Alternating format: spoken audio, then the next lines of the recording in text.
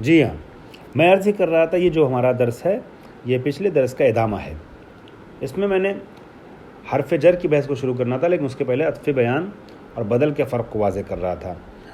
تو میں نے اس سلسلے میں ایک عبارت فائدہ نمبر 3 کی آپ کے سامنے پیش کی عطف بیان سے. اب ذرا پیچھے واپس چلیے اور واپس پلٹنے کے بعد 2 فائدے آپ بدل کے پڑھیے. جب آپ یہ ساری چیزیں پڑھ لیں گے انشاءاللہ اور اس چیز کو آج ہی ایک ہی دن میں ملائیے گا، آپس میں اپنے ذہن سے جوڑیے گا، مرتبط کیجیے گا، تو آپ کو وہ دونوں فرق آسان لگنے لگے گا جو بیان کیا گیا ہے. کیونکہ ایک تھوڑے سے فاصلے کے بعد آپ کے سامنے وہ دونوں فرق بیان کیا گیا تو سمجھنے میں تھوڑی دشواری ہو سکتی ہے. بدل کے درس میں آئیے، صفحہ نمبر 339 کھولیے 339 اور اس میں مسئلہ نمبر 278 اس کا دوسرا فائدہ. انہوں نے کیا فرمایا، یہ بات بدل کے لیے کہہ رہے ہیں. یبدل المضمر من الظاہر، ظاہر کے لیے بدل بنا کر کے ضمیر کو لایا جا سکتا ہے. رأیت اخاک ایاہو، اخاک جو ہے وہ اس میں ظاہر ہے، ایاہو ضمیر ہے. یہاں ایاہو کو اخاک کا بدل بنایا گیا ہے.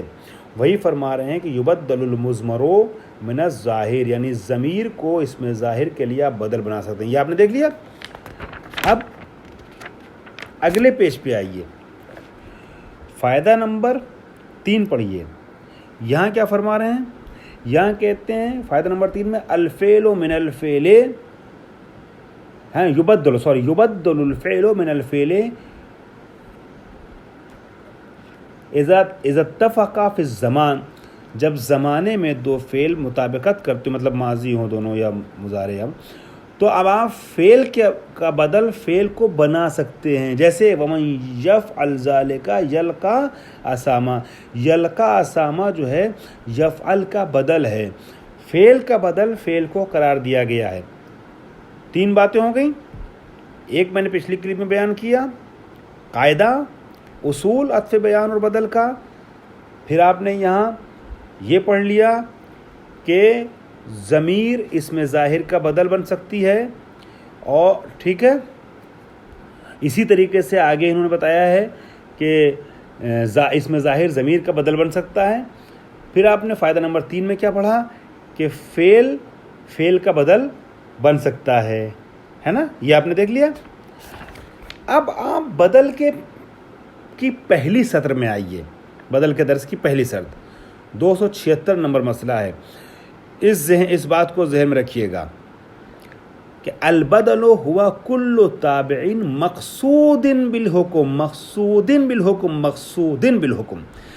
بدل ہر وہ تابع ہے جو مقصود بالحکم ہے. اصل میں جو کہا جا رہا ہے نا وہ بدل کے بارے میں کہا جا رہا ہے، تابع کے بارے میں کہا جا رہا ہے. البدل ہوا کل تابع مقصود بالحکم ہے نا. کانا عین المطبوع، اور وہ عین مطبوع ہو، جیسے قدم خالد اخوکا، قدم خالد اخوکا. یہاں پر آپ قدم اخوکا بھی کہہ سکتے ہیں، بلکہ آپ کی مراد یہی ہے نا. تو اس میں لائن کو میں پھر پڑھ رہا ہوں. البدل ہوا کل تابع مقصود بالحکم. ٹھیک. اب واپس آئی، گویا آپ اخوکا کو محل خالد میں رکھنا چاہ رہے ہیں. کیا ہے؟ حل محل المطبوع، مقصود بالحکم. یہ 3 چیزیں جب آپ کے ذہن میں آ گئیں اور عطف کی توضیح بھی، وہ قاعدہ بھی، تو اس کو ملا کے 4. تو اب آپ فرق پڑھیے گا تو آپ کے لیے بات واضح ہو جائے گی. کیا فرما رہے ہیں؟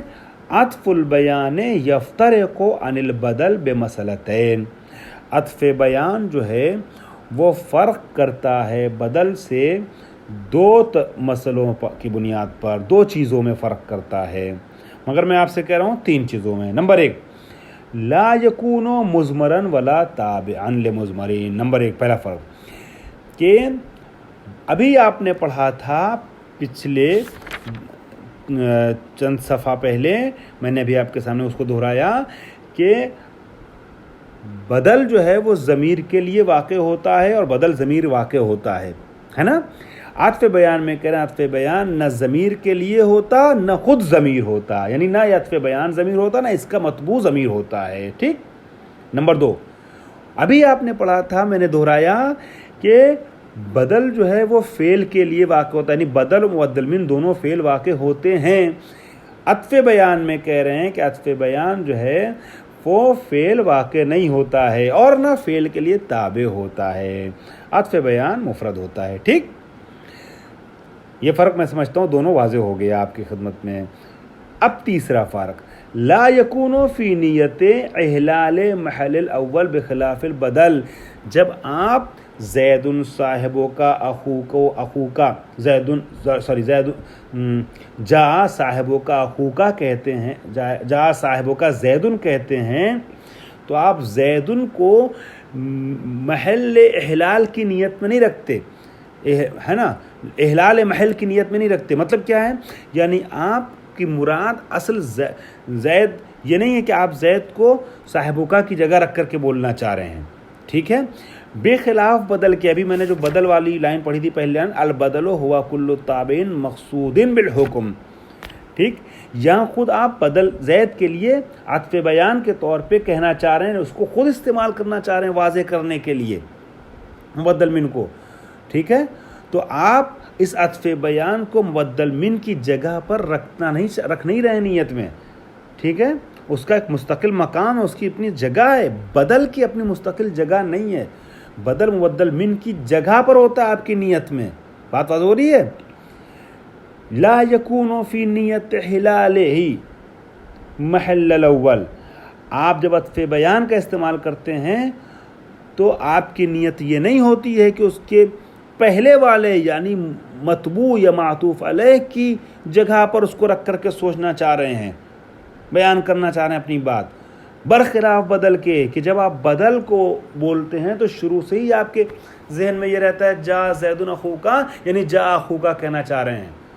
اور یہاں پر جا صاحبوں کا زیدن میں آپ جا زیدن نہیں کہنا چاہ رہے ہیں, کہا ہے زیدن, زیدن آ سکتا ہے اس کی جگہ, اور چونکہ آ سکتا ہے لہذا بدل بن جائے گا.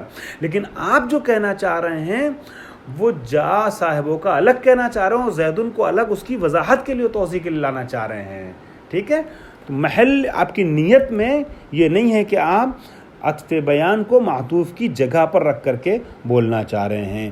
یہ 3 فرق یہاں پر انہوں نے بیان کیا ہے. ٹھیک ہے. اب ہم ذرا سا آتے ہیں 2 جملے نئے درس کے پڑھ لیتے ہیں. حرف کی بحث, اسم کی اور فعل کی بحث ختم کرنے کے بعد اس کی صرف تمہید آپ کے سامنے پیش کر رہا ہوں, اور درس جو ہے اصل درس وہ اگلے درس میں بیان کر پاؤں گا اصل متن. یبحث ھذا البحث عن معانی الحروف.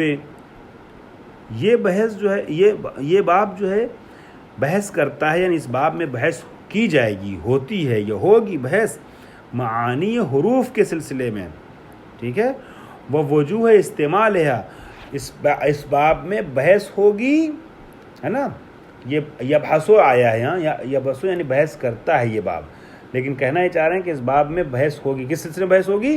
معانی حروف کے سلسلے میں. وہ وجوہ استعمال ہے کہ اس کو کس طریقے سے استعمال کیا جائے, اس کے استعمال کی صورت کے سلسلے میں گفتگو ہوگی. ٹھیک ہے. فی ھذل کتابت استعمال ہے فی الکتابت, جب آپ لکھیں گے تو اس کو کس طریقے سے لکھیں گے. ٹھیک ہے. وقد اختصرنا فیہ علی اللازم الذی لا یستغنی عنہ المتکلم. اور ہم نے جو ہے حرف کی بحث بڑی تفصیلی ہے, اور ہم نے یہاں بہت اختصار سے کام لیا ہے. حرف کی اگر بحث آپ کو تفصیل سے پڑھنا ہے کہ پڑھنا چاہیے مغنی باب اول, مغنی اللبیب پڑھیے, چاہے اس کا تھوڑا سا خلاصہ ہے مغنی الادیب, دونوں میں سے کوئی ایک باب اول ضرور پڑھیے. آپ کے لیے لازم ہے, طالب علم کے لیے یا طالبہ کے لیے واجب اور لازم ہے کہ مغنی باب اول ضرور پڑھیں, اس لیے کہ مغنی باب اول میں جس تفصیل سے اور جس حسین طریقے سے ابن ہشام نے حرف کی بحث کی ہے کسی بھی درسی کتاب میں آپ کو نہیں ملے گا, لہٰذا نحوی کتاب میں اس خوبصورتی سے نہیں ملے گا. لہٰذا مغنی باب اول ضرور پڑھیے گا. یہ کہہ رہے ہیں کہ ہم صرف اتنا ہی ذکر کر رہے ہیں کہ جتنا جاننا ہر متکلم کے لیے ضروری ہے, اس سے بے نیاز نہیں ہو سکتا ہے متکلم, بولنے والا, عربی سے شغف رکھنے والا.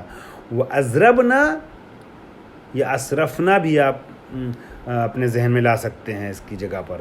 اضربنا عن النادر والشاذ مما يمكن الوقوف علیہ فی المطولات. اور ہم نے اعراض کیا ہے، روگردانی کی ہے، صرف نظر کیا ہے کس چیز سے؟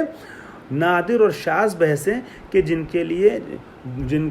کے بارے میں واقفیت حاصل ہو سکتی ہے بڑی بڑی مطول اور تفصیلی کتابوں میں. ہم نے جتنی ضرورت تھی اس درس کے لحاظ سے ہم نے یعنی اس سطح کے لحاظ سے یہ متکلمین کو یا عربی کا شغف رکھنے یا عربی کا شوق رکھنے والوں کے لیے جتنا جاننا ضروری ہے اتنا ذکر کر دیا ہے. باقی تفصیل جو ہے وہ آپ اگلی کسی اور بڑی کتاب میں پڑھ سکتے ہیں. الاصل فی معنی من ابتداء غایت المکانیہ.